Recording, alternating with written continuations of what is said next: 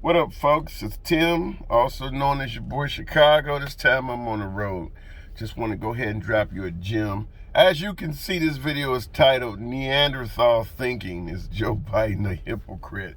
But before we get into the gist of this gem, I'm going to ask, as I usually do, that you go ahead and subscribe to the channel so you get notified anytime I'm spitting this kind of stuff at you. And if you don't like what I got to say, I actually appreciate every dislike I get. Certainly I appreciate the comments, particularly the ones coming from detractors. And as you can see in the comments, I respond to every comment I receive. And if your comment is deep enough, we can actually make another video and hash this out once again. So I ain't scared at all.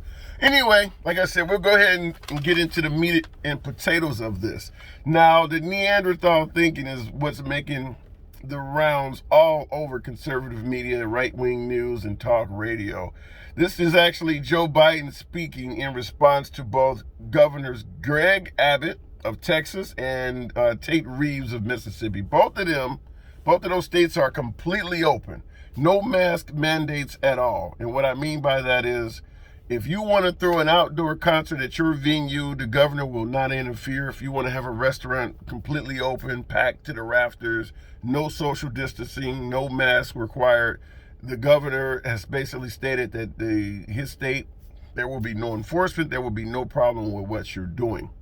The liberals, particularly Joe Biden, is not a fan of that, and I'm going to go ahead and paraphrase a quote from him. This is not the entire statement, because the entire statement's a little bit long, but he basically said, masks make a difference. The last thing we need right now is Neanderthal thinking. Neanderthal thinking is the term, that everything in the meantime is okay. So what he's essentially saying is, don't get ahead of yourselves and think because the numbers are dropping that everything is okay. You know, it's Neanderthal thinking to just go out there and dive into a mosh pit with no mask on. Now, that's my way of interpreting it. It's a lot of other people's way of interpreting it as well. Well, the Neanderthal thinking comment has caused quite a stir from the right side of the aisle, because a lot of them are viewing it as if Joe Biden, or President Biden, is referring to conservatives who think it's okay to open up everything as Neanderthals. And as the video states, do you think Biden is being a hypocrite? We're going to get into that. But before we get into that, I'm going to say we have to, as a liberal like myself, leaning left, our immediate pushback is, after 4 years of he just talks like a New York cab driver, he just speaks with no filter, he's just keeping it real, we're going to really trip off of a comment like Neanderthal? I mean, you know, what happened to get that son of a bitch off the field in reference to Colin Kaepernick, or who would vote for a face like Carly Fiorina's, or Rubio's hands are too small, or tweeting out a picture of his wife next to Ted Cruz's wife and asking which one would you choose.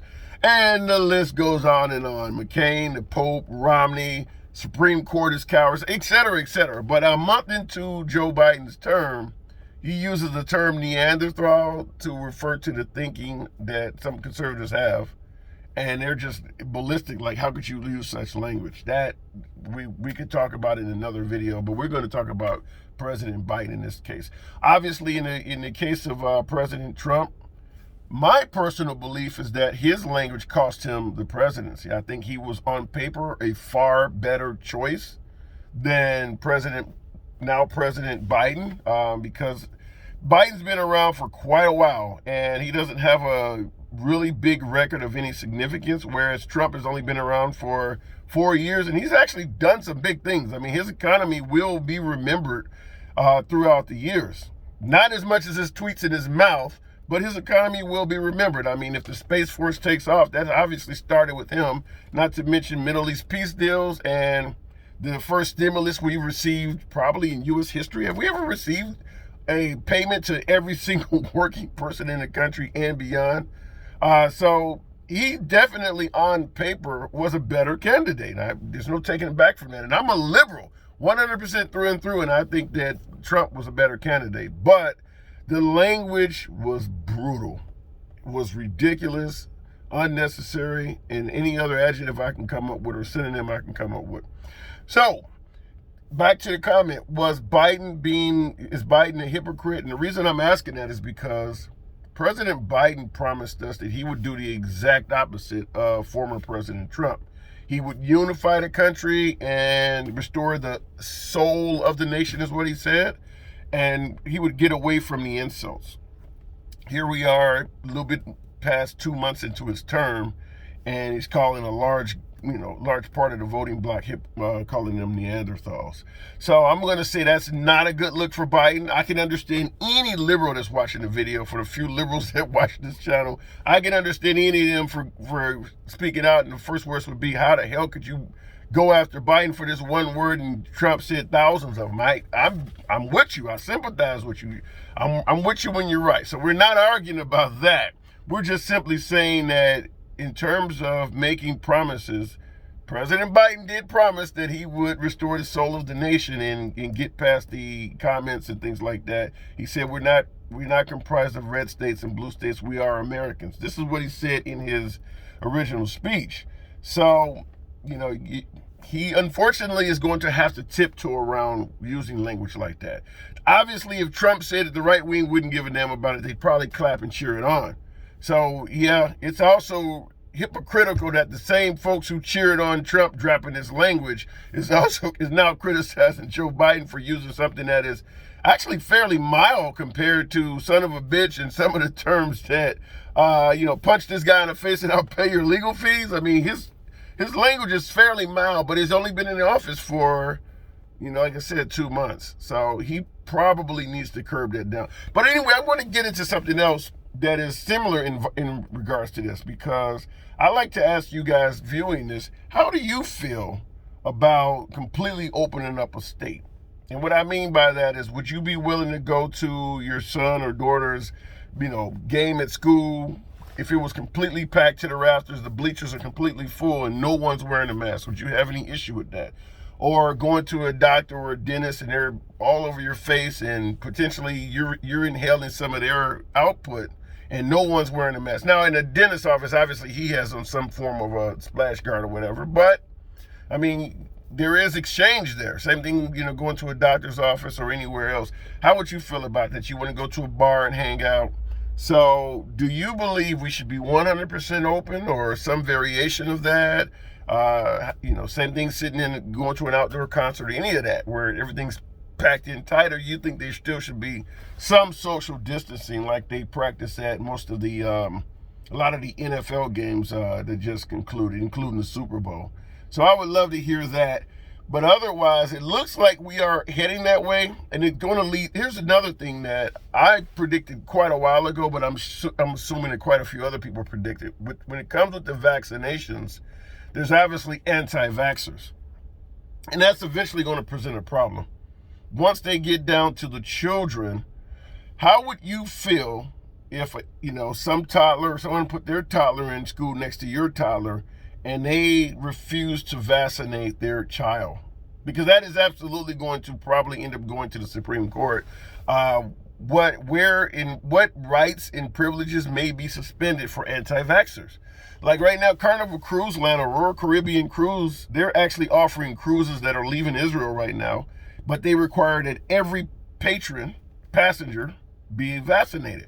Well, in a situation like that, I suppose they can do it, but there's going to be places where this is going to be challenged with litigation, particularly in the United States.